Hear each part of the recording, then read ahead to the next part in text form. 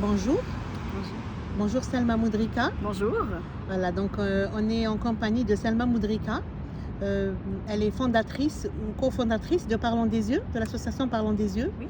Et aujourd'hui, elle est invitée à parler un peu de tout ça. Pourrais-tu, s'il te plaît, nous parler de toi et nous expliquer un peu tout ce que tu fais? Oui, bien sûr. Alors, comme l'a mentionné Asia, mon prénom est Salma.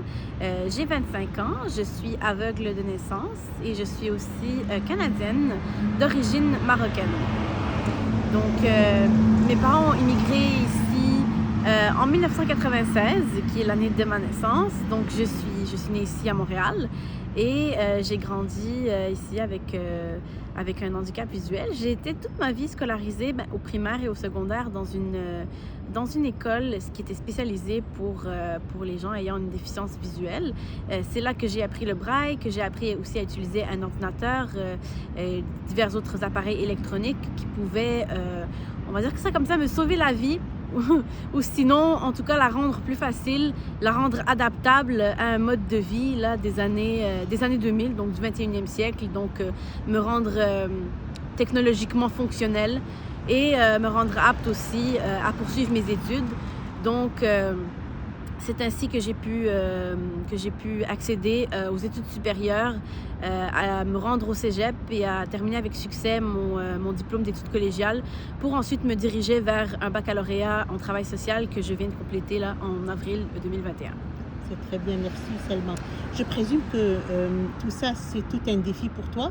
Il y a une question qui me vient à l'esprit que j'aimerais bien te poser. Au fait, j'aimerais savoir, c'est quoi la difficulté que tu as eue et puis est-ce que tu as ressenti le regard des gens sur toi en tant que d'abord femme avec un handicap? Est-ce que tu as ressenti une différence? Quelle a été au fait la vie de Selma ici au Canada avec un handicap pareil? Ben, c'est sûr qu'on ne va pas se le cacher.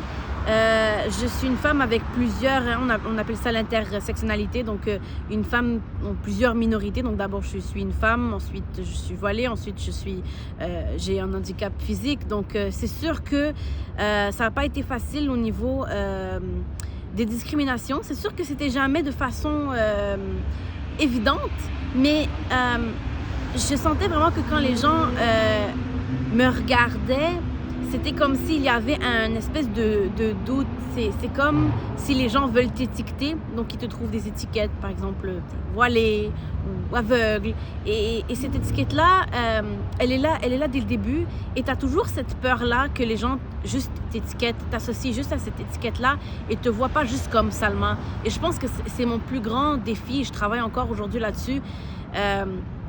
C'est que les gens arrêtent en tout cas, qui n'assument pas que je suis qu'une aveugle ou que je suis autre chose, que je suis juste une étiquette, mais que je suis une personne et qu'au fond, comme je le dis là, que je suis Salma, que je suis beaucoup plus que ça et beaucoup plus complexe que les étiquettes humaines qu'on peut me placer. Je présume que ça a été ton plus grand défi d'abord.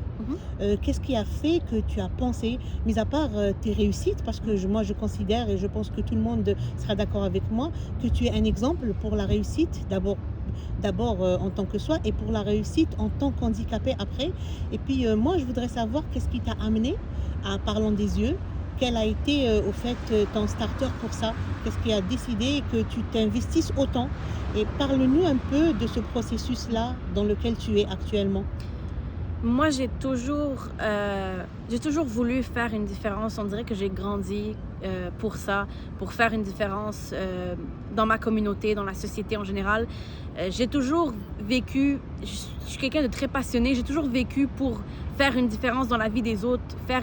Pour moi, je me disais toujours, si je suis capable de rendre la vie des autres meilleure, mon travail est fait. D'accord, donc Parlons des yeux est basé sur ça, c'est ça? C'est ça. Et Parlons des yeux, c'était une façon de m'investir.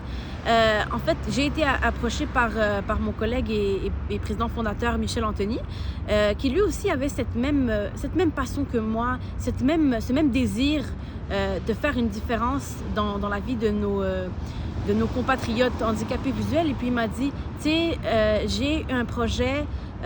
Moi, je suis bon quand même. Là, je veux qu'on... j'aimerais combiner ma passion de de la technologie avec mon désir de faire une différence. Donc, j'aimerais créer quelque chose de web. Parce qu'on est au 21e siècle et c'est vraiment le temps où les gens vont connecter sur Internet. Donc, j'aimerais ça créer une plateforme web pour sensibiliser les gens. Il m'a dit, d'après toi, c'est quoi la plus grande difficulté dans notre communauté? Je dis, je pense que c'est qu'après après tous les efforts que les gens font, ils ont de la difficulté à se trouver un emploi parce que, comme j'ai dit, le regard de la société sur nous, il va être différent que celui qu'on va porter sur des personnes qui ont rien de visible ou qui, en tout cas, qui savent, qui a priori, vont fonctionner normalement. Donc, j'ai dit, je pense que c'est un défi dans lequel on devrait s'investir et c'est ça qui m'a amené à être autant investi dans la cause, je dirais. C'est le fait de vouloir faire une différence pour ma communauté et de vouloir changer un peu les mentalités de la société, même si je suis consciente que ça prend beaucoup plus de temps de changer une société, mais j'ai l'espoir. Oui, on a tous l'espoir et on aimerait bien participer nous aussi un peu à notre façon. Donc, ce qui m'amène à te poser la question suivante, c'est quoi cette idée de campagne? Moi, j'ai bien compris que Parlons des yeux, c'est au fait une association, c'est bien ça? Oui, c'est une association pour ceux qui sont déficients visuellement. Et ensuite, l'idée est venue de faire une campagne. C'est pour récolter de l'argent, pour aider dans quel sens? Moi, j'aimerais que tu puisses dire aux gens, comme ça, tout le monde pourrait éventuellement faire comme toi et faire comme Michel Anthony et essayer de faire sa part, on va dire. Chacun pourrait faire sa part, comme le petit colibri, on connaît tous l'histoire. Donc, qu'est-ce que tu demandes? Moi, je voudrais te donner la parole. Qu'est-ce que tu demandes, Selma? Mais comme j'ai dit plus tôt, moi, toute ma vie a été consacrée à normaliser le handicap, à normaliser le fait qu'on est des personnes comme les autres. Et ces dons-là, je les demande pour être capable de normaliser ça auprès des employeurs, auprès des entreprises, auprès des gens qui nous engagent. Parce que entre moi et une personne qui a peut-être le même niveau d'éducation, mais qui a une vision, peut-être ce ne sera pas moi qui va être privilégié. Et peut-être ce ne sera pas non plus de la faute de l'employeur, mais peut-être que à compétences égales, ça ne sera pas moi qui sera prise.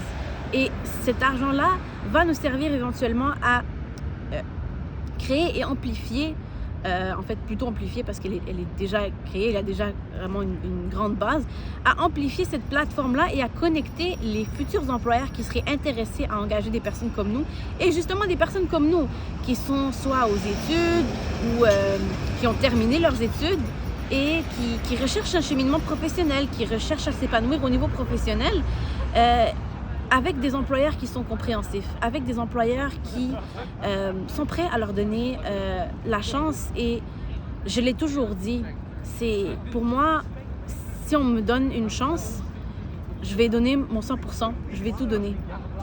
Et je le dis parfois aux employeurs et c'est peut-être penser loin de moi, mais je dis, si vous m'engagez pas, si vous m'engagez, c'est tant mieux pour moi.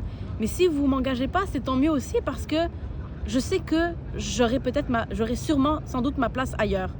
Et en fait, c'est pour ça que cet argent-là va servir. C'est pour nous trouver cette place-là, cette bonne place qu'on n'ait pas à se dire, je suis avec un employeur qui me rend mal à l'aise, je suis avec un employeur qui aurait préféré quelqu'un d'autre. Et qui juge avant même de tester les compétences. Voilà. Merci beaucoup, Selma. Je suis en tous les cas personnellement très touchée par tout ce que tu as dit et je pense qu'il y a plusieurs personnes qui vont se reconnaître dans ton discours. Moi, personnellement, j'encouragerais tous ceux qui peuvent aider et donner pour cette association Parlons des yeux. J'ai fait la rencontre de cette association par hasard et je suis tombée directement, comme on dit ici, en amour. Donc, moi, j'encouragerais tous ceux, je suis sûre que tous ceux qui vont te voir vont faire un petit geste, même un geste symbolique. Donc, j'inviterai tout le monde à le faire. Je te remercie, Selma. Merci à toi. C'est une rencontre très intéressante et j'espère que tu arriveras à tes objectifs et j'espère que nous tous aiderons pour que tu arrives à cet objectif, pour améliorer un peu la vie de certains. Merci beaucoup. Merci, on se le souhaite. Merci.